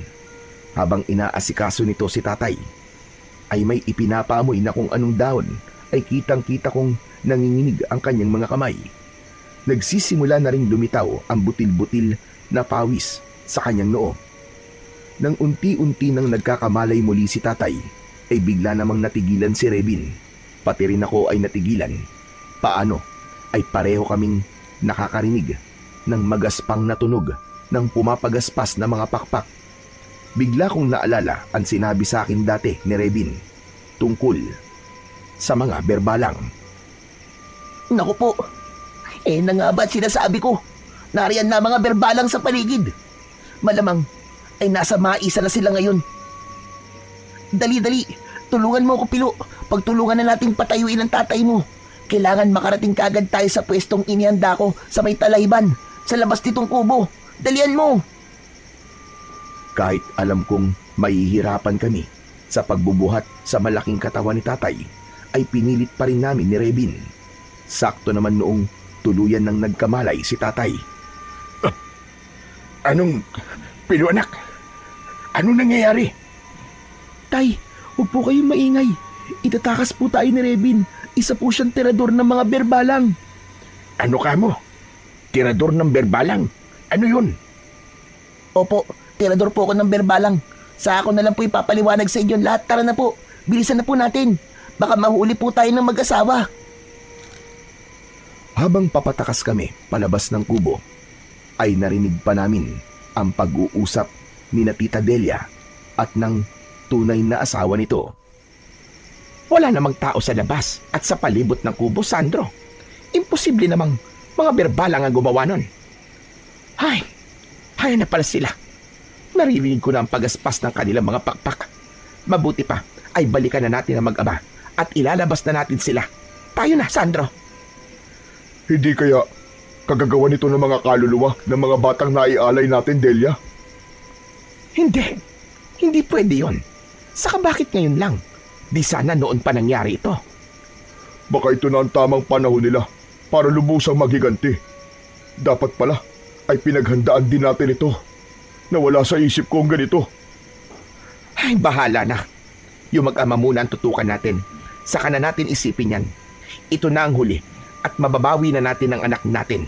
Yun muna ang importante sa ngayon. Kaya dali na tayo, Sandro. Ilabas na natin ang mag-ama. Tayo na! Bago pa kami maabutan ni na Tita Delia, ay nakalabas na kami ng kubo mula sa butas na ginawa ni Rebin sa dingding ng kubo na gawa lang naman sa dayami. Narinig pa namin ang pagtatalo ng mag-asawa nang madiskubring wala na kami sa loob ng bahay ng albularyo. Ang mag-ama, Sandro, nasan na? Bakit bigla silang nawala? Di ba't nakatali namang maigi yun? Anak nang, hindi naman yata matalab ang ibinigay mong tiyaan na pampatulog sa kanila. Anong hindi? Nakita mo naman kanina nakatulog na sila, di ba? Saka sobrang tapang kaya ng inihanda kong yun. Eh, nasa na nga sila ngayon? Ipaliwanag mo nga. Hanapin natin sila ngayon din. Hindi pwedeng makatakas ang mag-amang yon. Mabubulgar ang sikreto natin pag nagkataon. Saka yung pang-alay natin. Ay, kainis naman, Sandro. Kapag nakatakas sila, ay lagot ka talaga sa akin. Samantala, si tatay naman ay nag-aalala ng sandaling yon. Teka anak, sandali lang. Saan ba talaga tayo magtatago? Hindi pwedeng mahuli ulit nila tayo. Saka, ano ba yung maingay na parang pagaspas ng pakpak? Naguguluhan ako, anak. Basta po, Ma'am Pablo, sumunod na lang po kayo sa akin sa pupuntahan natin talayban. Ligtas po tayo ron dahil pinalibutan ko po ng matatapang na mga pangontra. Hindi rin po tayo kagad makikita na mag-asawang yon na nag-aalay po pala ng mga bata sa mga berbalang. Saka na lang po kayo magtanong tungkol sa mga berbalang. Kailangan po, Ma'am Pablo, tahimik po muna tayo habang nariyan pa po ang mga berbalang sa paligid. Makiramdam po muna tayong maigi. Kapag bigla pong humina ang tunog ng pagaspas ng pakpak nila, ibig sabihin po ay nasa malapit na po natin sila. Hindi po muna tayo pwedeng gumawa ng kahit na anong ingay. Kapag ganun na po. Diyos ko, nakakatakot naman. Parang naririnig ko rin ang singasing nila. Parang galit na galit sila at gusto nang kumain ng tao. Huwag kang maingay, Pilo. Ayun na mag-asawa, oh. Nakalabas na sila ng kubo. Dalian nyo na ang pagsunod sa akin. Dumapa tayo at gumapang na lang sa damuhan. Tiisin na lang muna natin ang mga tinik. Tandaan nyo, kahit na anong mangyari, ay wag na wag kayong gagawa ng kahit na anong ingay. Kundi, lagot tayo. At nakarating din kami sa talahibang sinasabi ni Rebin. Doon kami walang imik, nananatili at nakiramdam sa mga nangyayari. Hanggang sa paglipas ng mga ilang minuto ay nagulat na lang kami nang bigla kaming ilawan ni na Tita Delia at ng asawa nito. Aha! Narito lang pala kayo, ha? Hindi na kayo makakatakas ngayon. Teka, sandali Delia. Mukhang tirador ng berbalang ang isang batang ito na kasama nila. Tignan mo, may suot siyang medalyon. Alam kong medalyong yan. Pagmamay-ari dati yan ng matandang tirador na si Kagorio. Ano ka mo? Pwes, patayin mo siya, Sandro. Patayin mo. At ialay din natin sa mga berbalang. Ano pang hinihintay mo? Sige na, kumilos ka na. Patayin mo na ang batang yan. Iaamba na sana ng asawa ni Tita Delia ang hawak nitong panabas. Pero biglang nagsalita si Rebin. Sige, saktan niyo ako. Pero hindi niyo na mababawi ang anak ninyo. Ano, sige, saktan niyo ako. Natigilan bigla ang mag-asawa sa sinabi ni Rebin. Lalo na si Tita Delia. At lalo nang may ilabas si Rebin na isang kwintas na may palawit na kalahating puso na katulad ng nakita ko kay Tita Delia. Teka, anong ibig mong sabihin? Anong alam mo sa anak ko? At anong kinalaman mo sa mga berbalang? Saka bakit nasa iyo ang kwintas ng anak ko? Magsalita ka! Wala na pong silbi kung mag-aalay po kayo ngayon ng ika-13 alay. Inasahan at ginamit po kayo ng mga berbalang. Matagal na po nilang kinain ng anak ninyo. Nakausap ko po ang kaluluwa niya. 10 ng mga kaluluwa na iba pang batang inalay nyo sa mga berbalang. Naging posible po yun dahil sa botelya ng espesyal na langis na ibinigay ko kay Pilo na sumabog nang mahawakan nyo. Tinadya ko po yun para malaman kung anong kinalaman ninyo sa pagkawala ng mga bata rito sa baryo natin. Sa pamamagitan ng isang orasyon ay nalaman ko po ang lihim ninyong ginagawa. Hindi totoo yan. Hindi totoo yan. Sandro, ano na? Tapusin mo na ang mga yan. Bilisan mo na. Ngunit may mabilis na parang orasyong sinambit ang batang si Rebin, saka pumitik sa hangin. Dahil dito ay biglang natigilan ang mag-asawa. Ayon kay Rebin, malamang daw na naririnig ng mga ito ang tinig ng kaluluwa ng kanilang anak na si Sandel. Bunga nito ay mapait na umiyak na parehong napalupasay sa damuhan ang mag-asawa. Sandel! Sandel, anak! Ikaw ba talaga yan? Ang kaawa-awa kong anak! Sandel, anak ko! Ang anak ko, Sandel, mahal na mahal ka namin ang inay mo, anak. Mahal na mahal ka namin. Ang mga berbalang na yon, mga hayop sila! Mga hayop sila! Pwes, mananagot sila sa panloloko na ginawa nila sa atin, Sandro. Bilisan mo, tumayo ka riyan at ubusin natin sila ngayong gabi. Papatayin natin sila. Magkamatayan na kung magkamatayan. O kayo, hindi ba kayo tutulong na patayin ang mga berbalang? Tutulong po siyempre, pero pumasok po muna kayo rito. Pero biglang natigilan si Rebin nang marinig naming biglang papahinana ang tunog ng pagaspas ng mga pakpak ng mga berbalang. Naku po, nalintikan na. Alerto kayo. Nandito na po ang mga berbalang sa paligid natin. Kahit na anong mangyari, huwag po kayong gagawa ng ingay. Ngunit si Tita Delia ay hindi nakinig sa sinabi ni Rebin. Sa halip ay pasigaw pa nitong hinamon ang mga berbalang. Samantala, ang asawa naman nito ay binalingan si Itay. Pare, pumunta kayo sa gilid ng maisan sa tapat ng kubo namin. May mga galon doon ng gasolina at may lighter na rin doon. Silaban nyo ang buong maisan. Sige na, bilisan nyo! Pero, paano kayo, pare? Ano mangyayari sa inyo rito?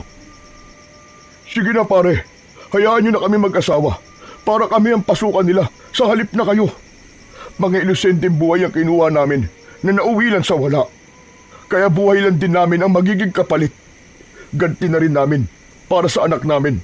Sige na pare, kumilos na kayo ng tahimik. Bilisan nyo! Medyo napaluha na ako ng sandaling yon. Parang naaawa tuloy ako kay Tita Delia at sa asawa niya nang magsisisigaw na rin si Tito Sandro ng paggamon at pagmumura sa mga berbalang ay wala na kaming nagawa. Pinahiran kami ni Revin ng langis na pantaboy sa mga berbalang. Makaraan ng ilang saglit ay pagapang kaming tumakas palayo at patungo sa tinutukoy ni Tito Sandro. Nang gabing yon ay tagumpay naming nasilaban sa apoy ang buong maisan. Siyempre ay nahirapan kami dahil napakalawak ng maisan. Katakot-takot na mga atungal at singasing ng mga berbalang ang narinig namin sa buong paligid. At kaming tatlo ay pare-parehong napaiyak nang marinig din namin ang mga sigaw ng paghihirap ni Tita Delia at Tito Sandro.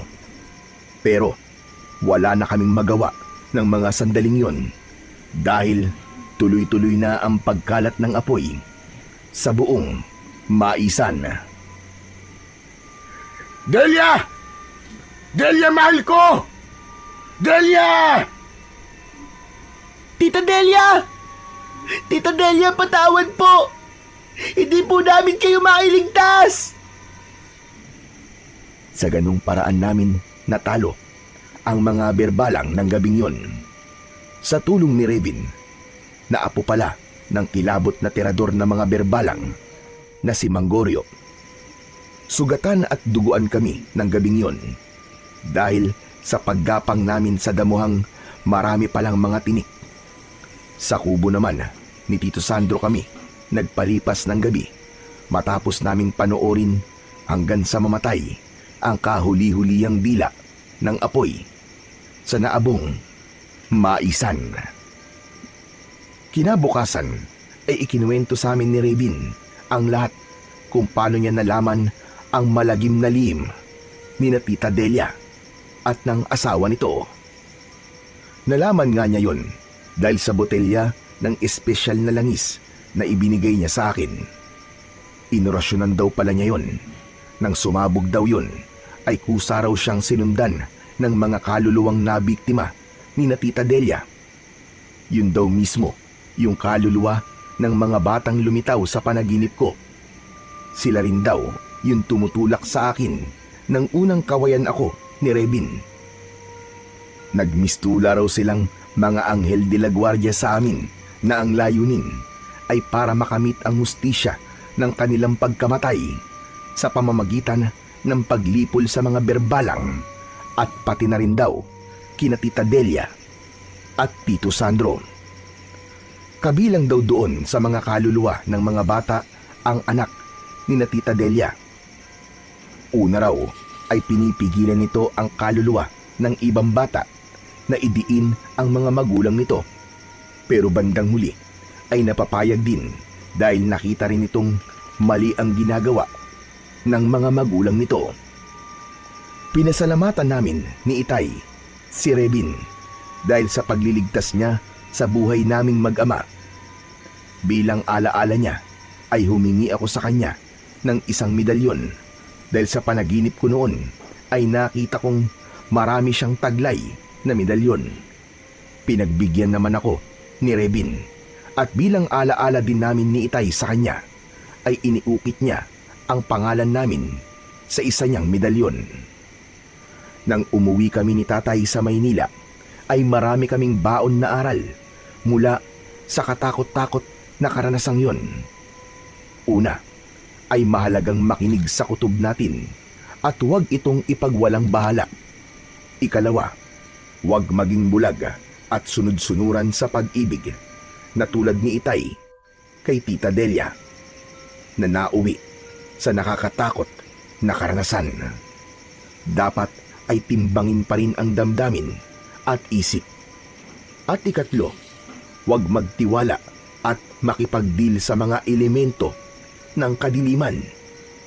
Walang mabuti na magmumula sa mga alagad ng kasamaan. At ikaapat, kung buhay ang inutang, buhay rin ang magiging kabayaran, tulad ng nangyari kina Tita Delia at Tito Sandro. Lahat ng yon ay tumatak sa aming isipan bilang isang mahalagang aral. Nakakalungkot ang naging wakas ni Tita Delia, pero nakakataba pa rin ng puso ang pagsisising ipinakita ni Tito Sandro, ano pat nagawa niyang isakripisyo ang kanilang buhay para sa ikaliligtas ng ibang buhay. Lumipas ang ilang araw, linggo at buwan. Medyo nakakabawi na kami sa makapanindig balahibong pangyayari sa buhay namin ni tatay na naranasan namin sa Mindanao, sa lugar ni Tita Delia, dahil sa mga aswang na berbalang na inakala ko noon na hindi totoo, ngunit kasama pala nating nabubuhay sa mundo. Tahimik na ang buhay namin at normal na ulit na lumilipas ang mga araw at pilit na kinakalimutan ang karanasan namin sa mga berbalang. Si tatay naman, alam ko na natakot din siya sa pangyayaring yon. Pero bukod doon, alam kong nasaktan siya sa ginawang panloloko sa kanya ni Tita Delia at nadamay pa nga ako na muntik na naming ikapahamak na mag-ama. Pero nakikita ko siyang lumalaban at pilit na kinakalimutan ang nakaraan.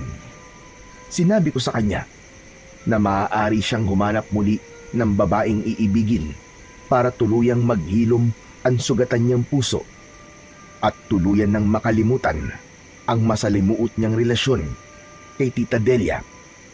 Pero sinabi niya sa akin na hindi pa daw nakahanda ang puso niya na umibig muli dahil nadala na raw siya. Bagkus ay magko-concentrate na lamang daw siya sa akin para mas matutukan niya ang pagpapalaki sa akin at mapuno ang mga pagkukulang niya bilang ama na nawala nang maging sila ni Tita Delia. Pero sinabi niya sa akin na hindi niya tuluyang isinasarado ang puso niya at hahayaan na lamang daw ang pagkakataon na dumating ang tamang babae na makakasama at mamahalin siya ng totoo na walang halong panluloko at pagpapanggap.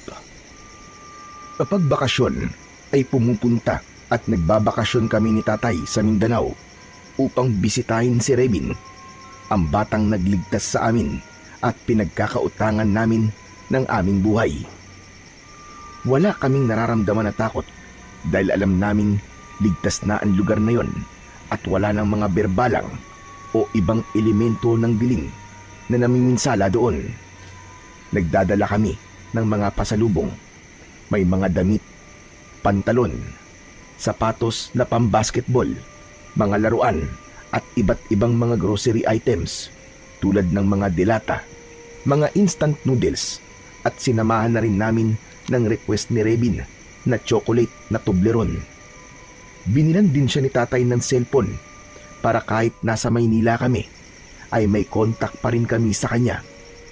Tinuruan ko siya sa paggamit nun at mabilis naman siyang natuto. At inalok pa nga siya ni tatay na kung gusto nito ay sumama na siya sa amin sa Maynila at doon na manirahan. Ngunit tumanggi ito. Hindi daw niya kayang iwan ang lugar na yon dahil wala na raw magtatanggol sa mga tao kung aalis siya at doon na maninirahan sa Maynila kung sakali mang may sasalakay muli na mga aswang sa lugar na yon. Naintindihan naman namin ni tatay ang pasya ni Rebin at ang ginawa na lang ni tatay ay sinabihan si Rebin na kung gusto nitong mag-aral muli ay tutulungan siyang i-enroll sa malapit na eskwelahan at si tatay na ang bahala sa baon nito araw-araw at sa mga kakailanganing gamit sa eskwelahan. Iiwanan niya ito ng pera at papadalahan buwan-buwan ng panggastos. Sa una ay nagdadalawang isip pa si Rebin dahil para itong nahihiya, pero pinilit namin ito ni tatay na pumayag dahil para man lang doon ay makabawi kami sa kabutihang ipinakita niya sa amin Ngunit sinabi nito na hindi siya nanghihingi ng kapalit sa kanyang ginawa. Pero sinabi naming tanggapin na niya para sa kanyang kinabukasan at kusang loob na ibinibigay ni tatay ang tulong na yun sa kanya. At labis ni tatay ikatutuwa kung papayag siya. Sa huli, pumayag na rin si Rebin na muling magbalik sa pag-aaral. Sabi nga sa John chapter 4 verse 9 to 10, ganito ipinakita ng Diyos ang kanyang pag-ibig sa atin.